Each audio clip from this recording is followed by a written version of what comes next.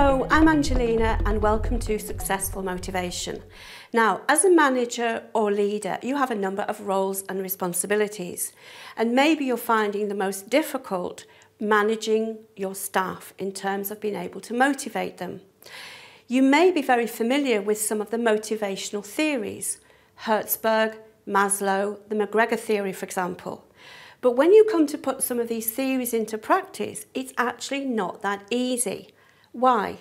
That's because people are very complex. You have to really get to know the individual, find out what makes them tick. Some people are motivated solely by money. Others are just happy if they get a thank you at the end of the day. Positive leadership is really important. You need to have vision, enthusiasm. You need to be motivated yourself, and you need to have a real belief in the abilities and skills of your staff. But there's an old saying, we can take a horse to water, but we can't make it drink. So motivation, as well as coming from the outside, has got to come from the inside too. Now, in this 15-minute module, I'd like to address 5 key issues. Firstly, why is motivation so important? Different motivational factors. Motivating others through your strong leadership, how to motivate yourself, and some practical tips and ideas. So, why is motivation so important? Well, motivation is the driving force behind us, which helps us to get things done. Demotivated or unmotivated people will have an impact on staff and on the business in a negative way. According to Harvard Business School, when people first start their jobs, they're very motivated, very enthusiastic. But after about 6 months, about 85% of these people start to become a bit more demotivated. So let's have a look at why it's so important. First of all, we get greater productivity from people, and they focus more on the quality of what they're doing. They want to get it right. They become better team players. They don't want to let other people down. There is usually a reduced turnover of staff, and you know yourself, if you're having to keep recruiting staff, it's a costly process. And it reduces disruption in the workplace. People are not so keen to go and sit by other people's desks, chatting, moaning and complaining. And also, it avoids the risk of sabotage. If you get somebody that's very disgruntled and very demotivated, they can cause a lot of damage to your business. And people become much more happy in themselves, there's higher self-esteem, and that has an impact on other people because that's quite contagious.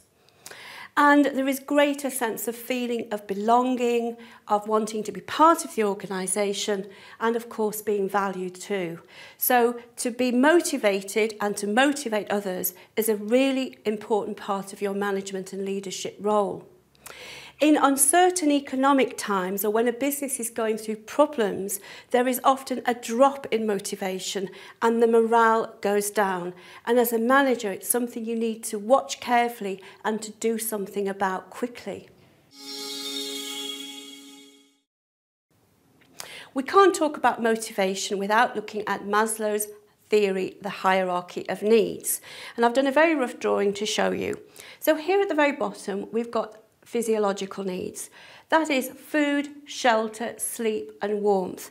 Once those needs have been met, they're no longer motivational, so we need to look at the next level. This level is safety and security, so that's personal physical safety, safety in the workplace, and I think also psychological security and safety.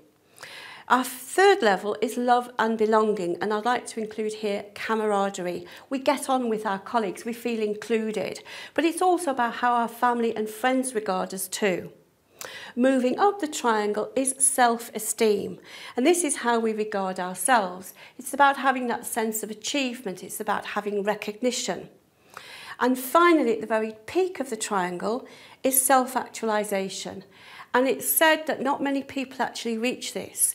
And this is about having true respect for yourself, respect for others, not feeling threatened by other people's opinions and thoughts, and you're able to stand at the very top and take a much more overall view. So incorporate other people's ideas into your own without feeling as if you are being attacked. Now let's have a look at some motivational factors that are very specifically related to the workplace. First of all, we like to have a clear boundary with regard to our job.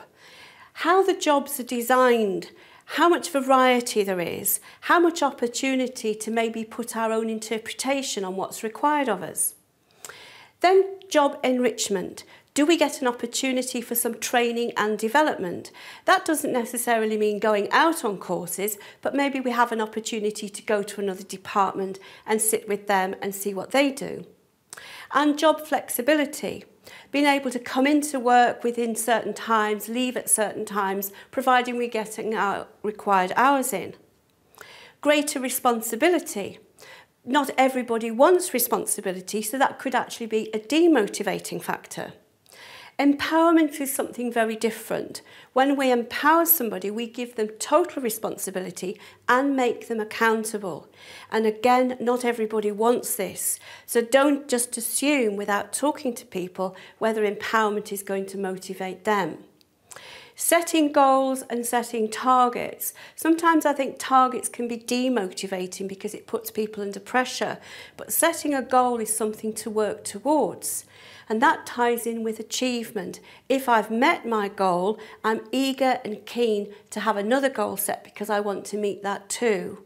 And recognition, a simple, well done, you've done great, and thank you for doing that, is probably the greatest motivational tool we can have. Now let's have a look at another very well-known theory, Frederick Herzberg's two-factor theory. Now, Herzberg was very concerned about the welfare and the well-being of employees. Hygiene factors was the name that Herzberg gave to such things as relationship with supervisor, work conditions, physical environment, for example. And motivation factors include achievement, recognition, and the job itself. The important thing we need to pull out of this is that if the hygiene factors are absent, people are demotivated or unmotivated, but having those hygiene factors in place won't increase motivation. Now let's have a look at how we can motivate through good leadership. I'm often asked the question, are managers and leaders the same thing? Well, the two sets of skills are very different. Occasionally you can get a manager that is a good leader. Leadership is actually a management skill, which is all about motivating people to achieve a goal. Peter Drucker said that management is about doing things right, whereas leadership is about doing the right things. So let's have a look at what makes a good, inspiring leader. First of all, they need to have vision, drive and commitment. If they don't have that, how can they encourage people to achieve their goals? And single-minded determination is critical. There's no point getting distracted and going off and doing other things because that demotivates your staff. And if you don't have a positive mindset as a leader, how can anybody else? So there will be days when you're feeling very negative yourself and you have to fight that. Encouragement, praise and reward are really important, even for the smallest things. Well done, that was great. Excellent communication skills to be able to talk to anybody on any level and about anything. And you know, you need to know the right buttons to press. It's about knowing that individual, what makes them tick, and to have the passion and enthusiasm to be doing the job that you're doing. So yes, there is a difference between managers and leaders. If you can inspire and coach and encourage people, you're well on the way to being a very influential leader. Now, you can't always rely on somebody else to do the motivating for you. You have to take some responsibility yourself. So no doubt there are days when you don't want to get up, go to work, the work's boring, you've got difficult colleagues and all kinds of things going on in the workplace that get you down. So what can you do to help motivate yourself? Well, I've got a few ideas here.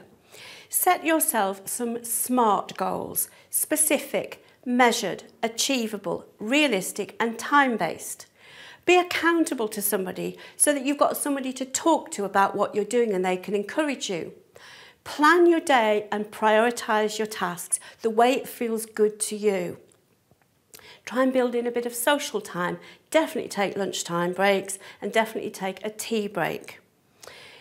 Eat well and take a walk. I find this is a really good thing at lunchtime to get out and get some fresh air and see something else. And try and have a full life outside of work. A good work-life balance is a really good motivating factor. And training and development, again, is really important. Don't wait for somebody to come to you and say, hey, there's a course, do you want to go on it? Or I'm putting you on the course. Try and source these things for yourself. Do you want to learn a new skill to do with work or a new skill out of work? That way you get a sense of achievement and you're doing it all by yourself. So finally, if you're responsible for motivating people, here are 10 tips to help you. First of all, provide an environment that's safe, happy and supportive. Set realistic and achievable targets. Give people the right tools for the job. Give feedback and recognition. Just a thank you goes a long way. Provide training opportunities where appropriate. Listen to your team. That is so important. Communicate clearly, be transparent and be honest.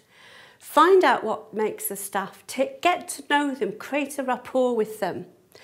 Do performance review sessions. This is way before the appraisal. It's an informal opportunity to get to find out how people are doing. And provide some responsibility if they want it, flexibility and rewards where you can.